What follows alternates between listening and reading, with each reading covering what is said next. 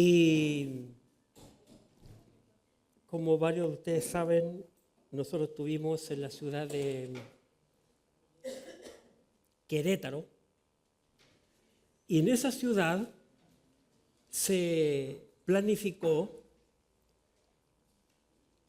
la independencia de México.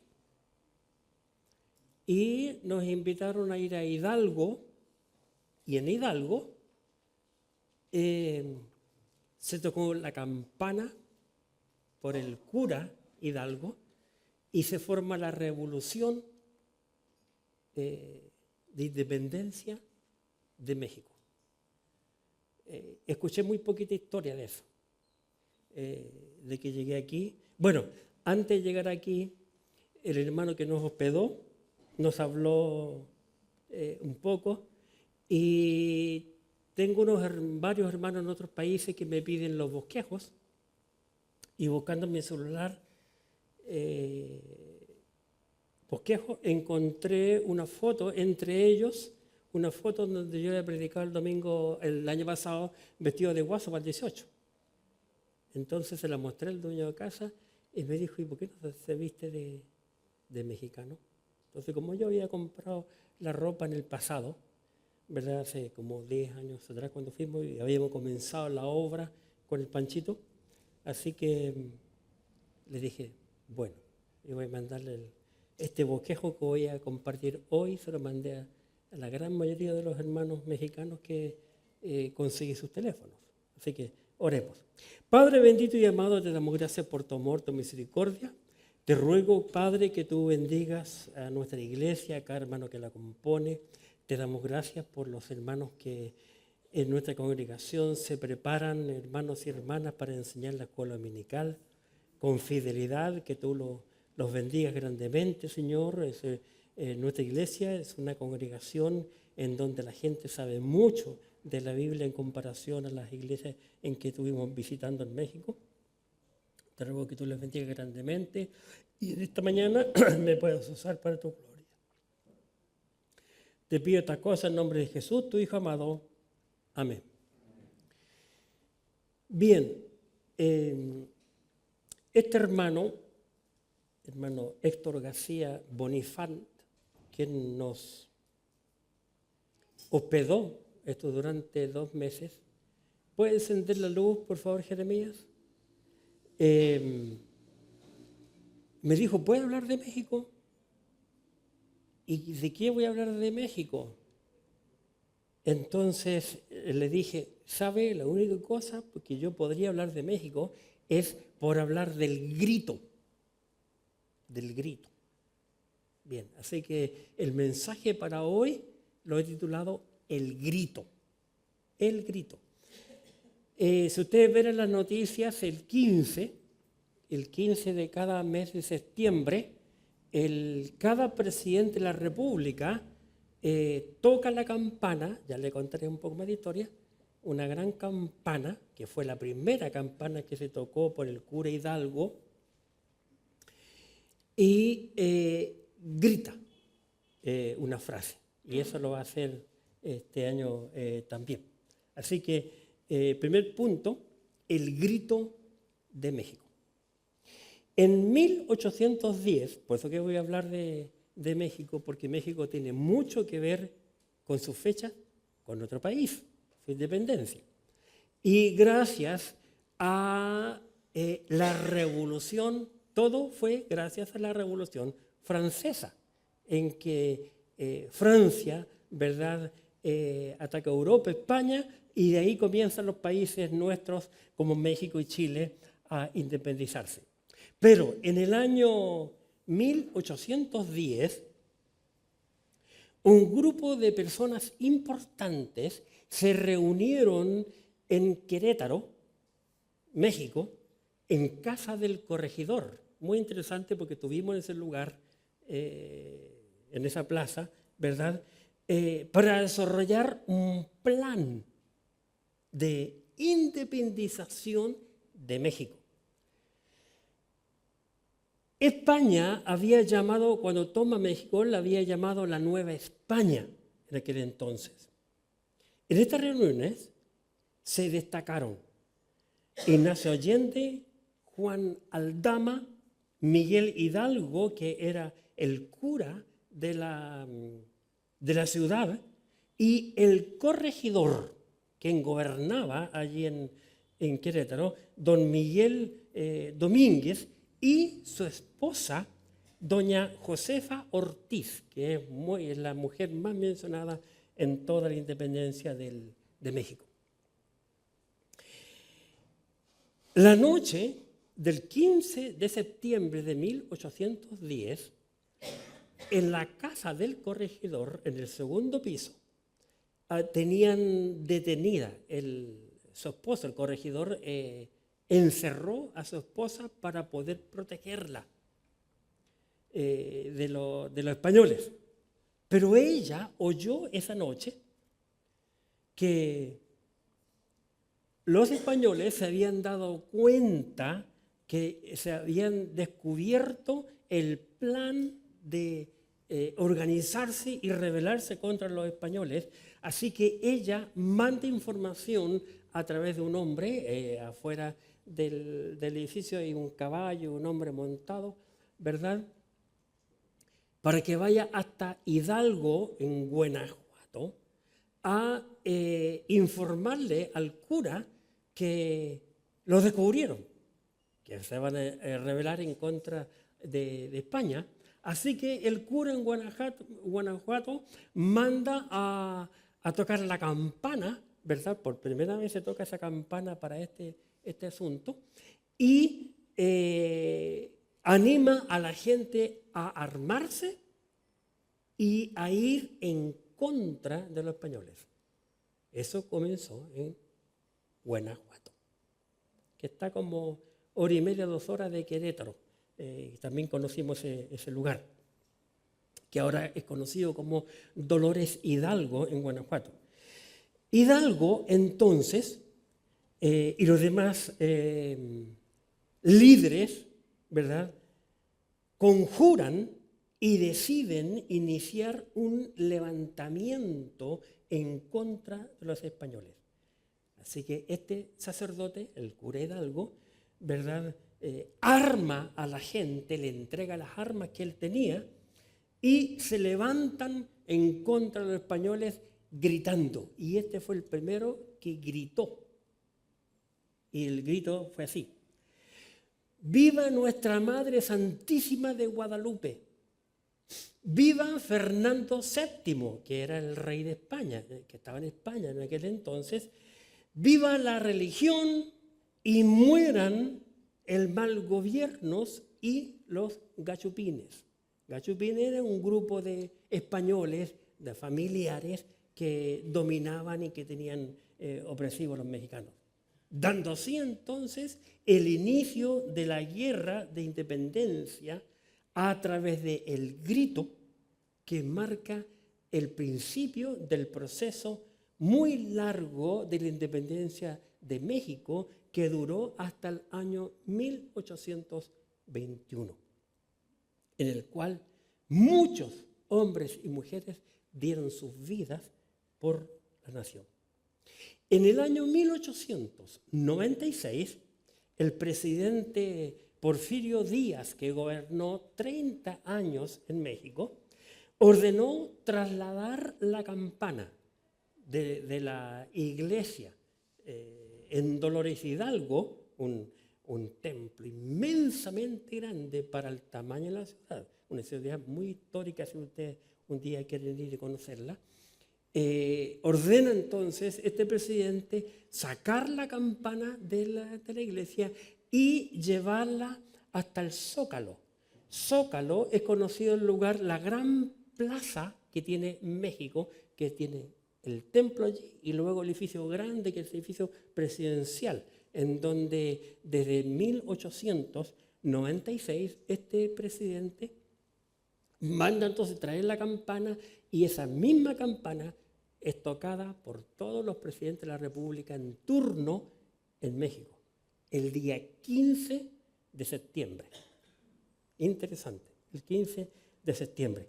Así que dando así el grito de independencia. Interesante.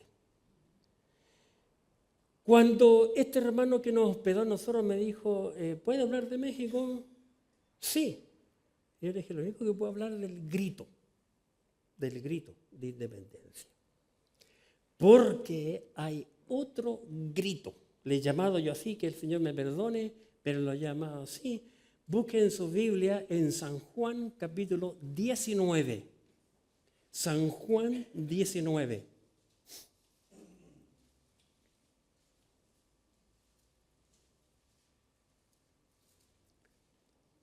Y quiero mostrarle que para mí este fue el grito de victoria. Porque el grito de México no se sabe a ciencia cierta cuál verdaderamente fue. ¿Qué dijeron? El cura Hidalgo. No se sabe. Pero sí yo tengo aquí las palabras exactas que yo creo que el Señor Jesucristo gritó, que fue el último grito, las últimas palabras que Jesucristo dijo en San Juan capítulo 19, en el versículo 30. Cuando Jesús hubo tomado el vinagre, dijo, consumado es. Y habiendo inclinado la cabeza, entregó el Espíritu.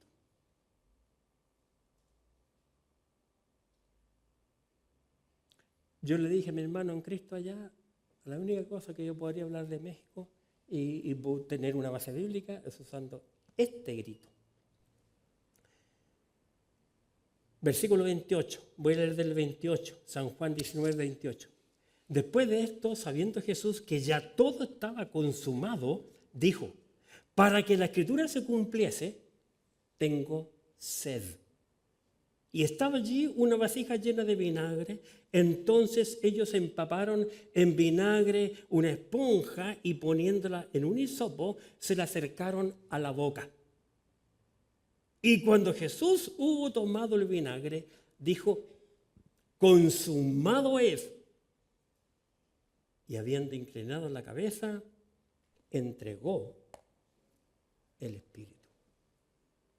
Consumado es. El Señor Jesucristo en la cruz del Calvario dijo 7 palabras. Pero la última fue esta frase, consumado es. El Nuevo Testamento se escribió en griego. El idioma griego es el idioma que podría decir el más complejo, el más completo y el que aún sigue vigente. Nuestro idioma español, el 20% está basado en el griego. Interesante, porque estuve buscando yo. ¿Por qué estoy diciendo esto? Porque consumado es. Se escribió en la Biblia como tetelestai, una palabra griega, tetelestai, que significa consumado es. Y esta palabra tetelestai, que significa consumado es, viene del verbo teleo, en griego, que significa poner fin a, realizar completamente, acabar, llevar a su término y también su plenitud. Todo eso significa ese verbo. También la palabra tetelestai en el griego ha sido traducida al español de 3 maneras, de 3 formas. Primero, consumado es. En segundo lugar, todo está cumplido. Y en tercer lugar, todo se ha cumplido. Vale decir, Jesucristo en la cruz del Calvario, colgado allí en la cruz del Calvario, cuando él dijo, consumado es,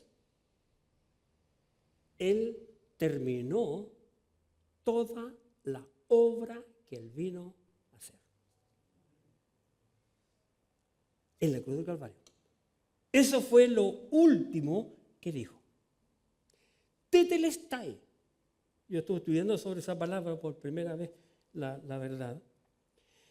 Es considerado el más importante de los tiempos verbales del idioma griego, especialmente cuando se usa con respecto a Dios.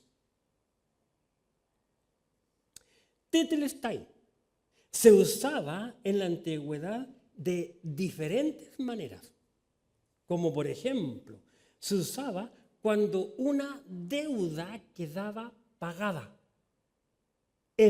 Vale decir, bueno, ahora no se ve mucho, pero cuando uno compraba algo, le entregaban la boleta y ponían un timbre, cancelado. Cuando es cancelado, se nos entrega y nosotros somos dueños del producto. Se usaba cuando una deuda quedaba pagada o cuando un siervo, un esclavo, completaba su tarea encomendada por su amo. El amo decía, tetelestai. Se usaba también por artistas que al terminar una obra inspeccionaban su arte y si estaban contentos o complacidos con ellas, en cada uno de los casos el artista declaraba tetelestai. Terminé la obra, quedó perfecta. Tetelestai también se usaba en el templo. Cuando el sumo sacerdote presentaba un cordero de 1 año de edad para sacrificio y se ofrecía en la ofrenda, el sumo sacerdote tenía que ver que el cordero fuese perfecto, sin falla. Y al ofrecerlo, si él se daba cuenta que era perfecto, que no tenía ninguna mancha, entonces el sacerdote recién habiéndolo inspeccionado, decía, tetelestai. Así que esta frase, hermanos, es una frase muy correcta y adecuada, la que el Señor Jesucristo dijo en la cruz del Calvario, consumado es. Es interesante que nuestro Señor Jesucristo dio este grito de victoria, que sí sabemos lo que dijo y sí sabemos lo que significa, que su obra estaba concluida. Él cumplió con lo que el Padre le mandó. Esta frase fue dicha por el Señor Jesucristo un día miércoles a las 15 horas en la cruz del Calvario, aproximadamente, porque a las 18, nosotros sabemos por la Biblia, a las 6 de la tarde, el Señor tenía que estar sepultado porque comenzaba un nuevo día. El día para el judío comienza a las 6 de la tarde. Por eso que la Biblia comienza la creación en la noche, no en el día. Para nosotros comienza en la mañana. Qué interesante. A las 15 horas. ¿Por qué? ¿Por qué esto es así? Les invito a ir al libro de Gálatas, donde el apóstol Pablo nos dice por qué Cristo tuvo que morir. Gálatas capítulo 3, versículo 13. ¿Por qué Cristo tuvo que morir? Porque Cristo, hermanos, nos redimió de la ley. Gálatas capítulo 3, versículo 13. Dice, Cristo nos redimió de la maldición de la ley. Noten el lenguaje que el apóstol Pablo usa aquí. Cristo nos redimió de la maldición de la ley, porque la ley lo único que hace, hermano, es condenarnos. La ley es como una guillotina. Una vez que te ponen la cabeza en ese cepo, Antes que caiga el filo de la guillotina, ya sabemos que la cabeza va a ser cortada, ¿verdad? Y la ley es como una maldición, porque es, si bien puedo decir, imposible guardarla. No hay hombre justo en la tierra que haga el bien y nunca peque. Somos todos pecadores. Entonces Dios, sabiendo eso, envió a su Hijo amado al mundo. Y por esa es la razón por la cual Jesucristo, hablando con Nicodemo, cuando Nicodemo por curiosidad va a hablar con el Señor Jesucristo en aquella noche, Jesucristo le dijo a Nicodemo, porque de tal manera, de tal modo, de tal forma, amó Dios al mundo que ha dado a su Hijo unigénito, para que todo aquel que en él cree no se pierda, mas tenga vida eterna. Cristo le profetiza a Nicodemo desde un inicio que él iba a ir a la cruz. Porque si ustedes leen más adelante, en el mismo Jesucristo le dijo, así como, le dice a Nicodemo, así como Moisés levantó la serpiente en el desierto, así es necesario que el Hijo del Hombre sea levantado, para que todo aquel que en él cree no se pierda, mas tenga vida eterna. Jesucristo, literalmente, hermano, Jesucristo, literalmente, volvamos a nuestro pasaje de Juan 19, entregó su espíritu. Veamos Juan 19:30. Noten, cuando Jesús hubo tomado el vinagre, dijo, consumado es. Y habiendo inclinado la cabeza, ¿qué dice? Entregó el espíritu. Así que las últimas palabras de Jesucristo fue, consumado es. Agacha su cabeza y se entrega. Y muere. Es interesante, hermanos, que esta expresión de que inclina su cabeza y entrega el espíritu es una expresión que se distingue de la muerte de Jesucristo, se distingue a cualquier otra muerte física.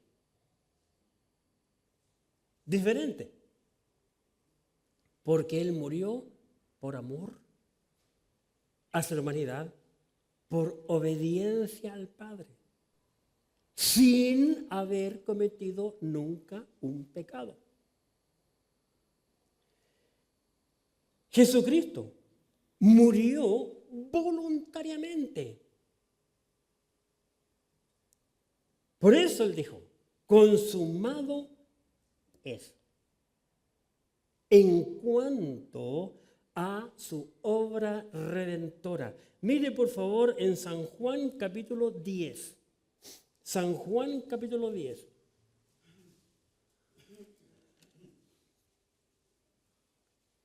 Y notemos aquí en San Juan capítulo 10 lo siguiente.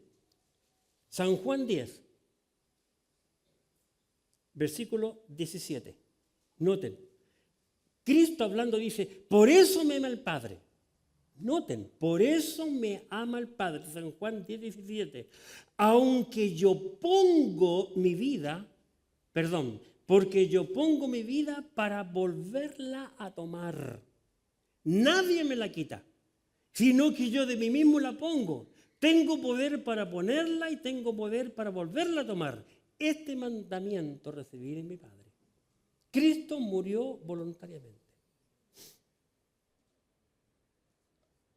Muchas veces nosotros criticamos a los romanos, muchos creyentes, yo he escuchado a muchos creyentes criticar a los romanos y criticar a los judíos, que fueron los culpables de la muerte de Cristo. Pero la Biblia dice que Cristo murió voluntariamente por amor a nosotros. Muy diferente a lo que nosotros pensamos. Jesucristo obedeció al Padre. Miren en San Juan 17, San Juan capítulo 17, en el versículo 4. San Juan 17:4. Dice San Juan 17:4, yo te he glorificado en la tierra, he acabado la obra que me diste que hiciese. Jesucristo dijo, yo he acabado la obra que me diste.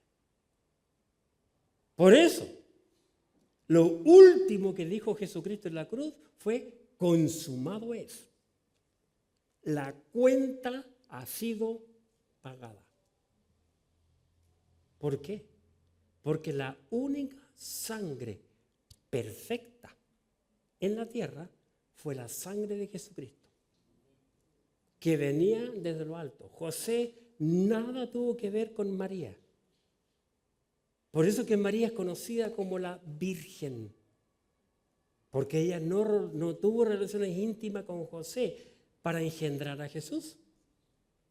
Toda nuestra sangre la recibimos de nuestro Padre, el Padre humano. Es el hombre quien pone la sangre en el feto. Jesucristo tuvo una sangre perfecta. Por eso Pedro le llama una sangre preciosa, la sangre preciosa de Jesucristo. Así que Cristo obedeció al Padre. ¿Por qué? Porque el Padre demostró su amor para con nosotros. Por favor, Romanos capítulo 5. Romanos capítulo 5. Veamos qué dice el libro de Romanos y en el capítulo 5. Romanos 5.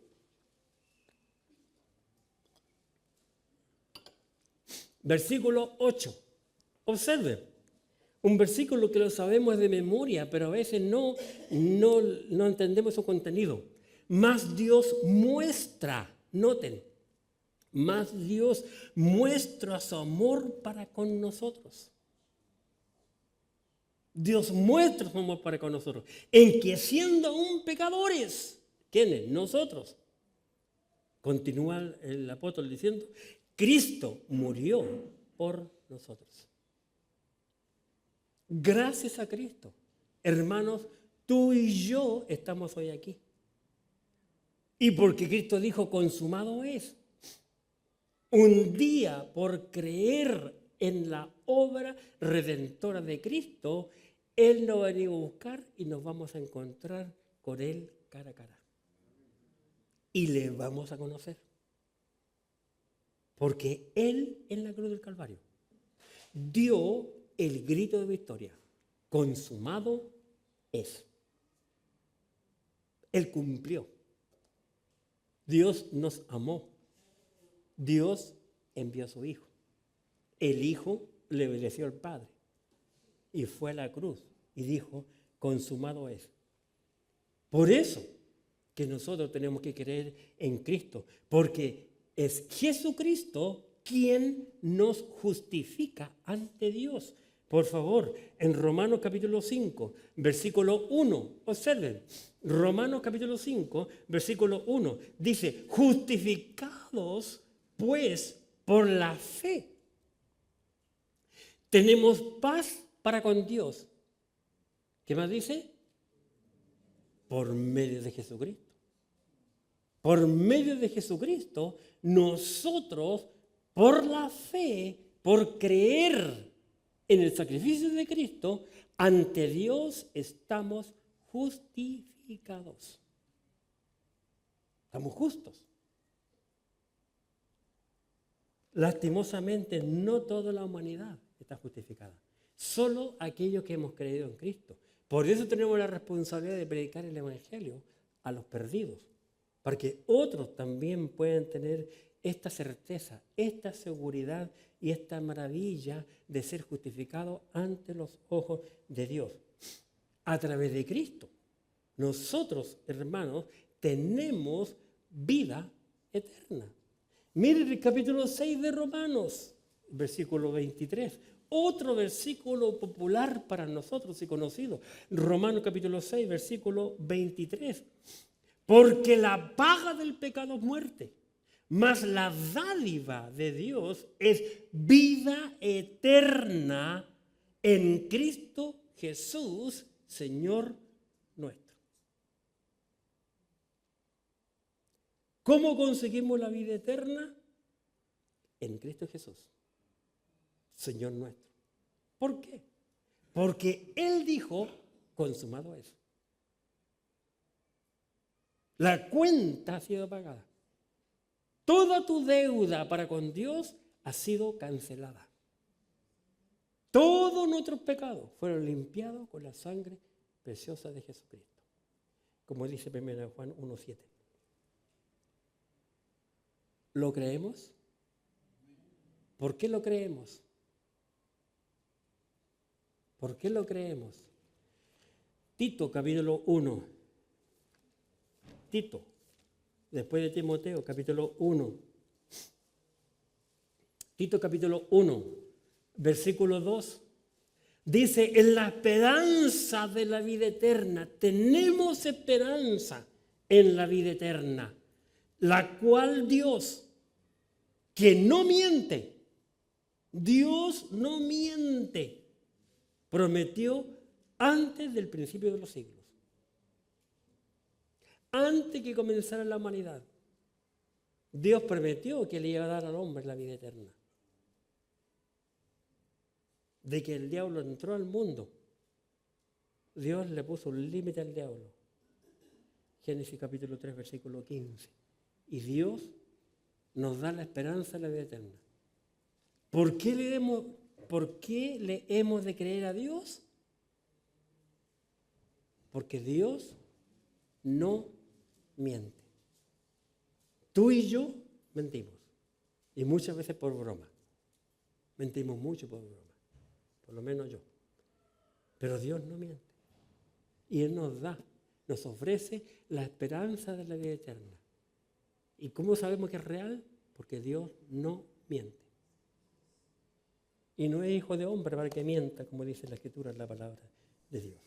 Para concluir, hoy el hombre puede apropiarse de este grito de victoria, consumado es, o tetelestai en el griego. ¿Cómo puede apropiarse? Solo por creer en Cristo y confesarle. Solo creer en Cristo y confesarle, nada más. Romanos capítulo 10. Le mostramos este versículo al hermano en Cristo en México y quedó anonadado. Y para nosotros tan común. Romanos capítulo 10. Romanos 10, versículos 9 y 10. Noten, Romanos 10, 9 y 10. Que si confesares con tu boca que Jesús es el Señor. Qué interesante. Que si confesares con tu boca que Jesús es el Señor y creyeres en tu corazón que Dios le levantó de los muertos, ¿qué dice? Serás salvo. Serás salvo. ¿Salvo de qué? De la ira de Dios. Serás salvo. Versículo 10. Porque con el corazón se cree para justicia, pero con la boca se confiesa para salvación. Muy fácil, muy sencillo. Porque Cristo hizo la obra. El hombre no tiene que hacer nada porque Jesucristo dijo, consumado es, ya todo está hecho por mí. Solo hay que creer en Él.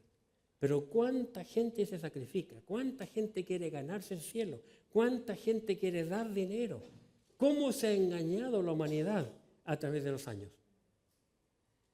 Sin embargo, la salvación es algo tan simple como creer en la obra redentora que el Señor Jesucristo hizo por nosotros. ¿Qué más? Por medio de la fe. Solo hay que tener fe. Noten lo que el apóstol Pablo nos dice en Efesios capítulo 2. Efesios capítulo 2 en sus Biblias. Efesios capítulo 2. Versículo 8. Porque por gracia sois salvos por medio de la fe. Y esto no es de vosotros, pues es don de Dios. No por obras, para que nadie se gloríe. ¿Por qué no es por obra? Porque Cristo hizo la obra redentora. Y cualquier cosa que yo haga está de más. Porque Cristo ya lo hizo. Él ya murió. Él ya dio su vida voluntariamente. Él ya dijo, consumado es.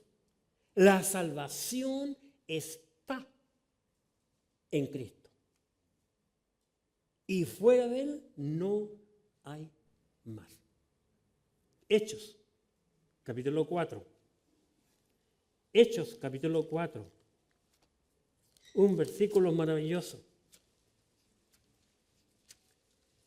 En el libro de los Hechos, capítulo 4, en el versículo 12, la Escritura, la palabra de Dios nos dice en Hechos capítulo 4, versículo 12, y en ningún otro hay salvación.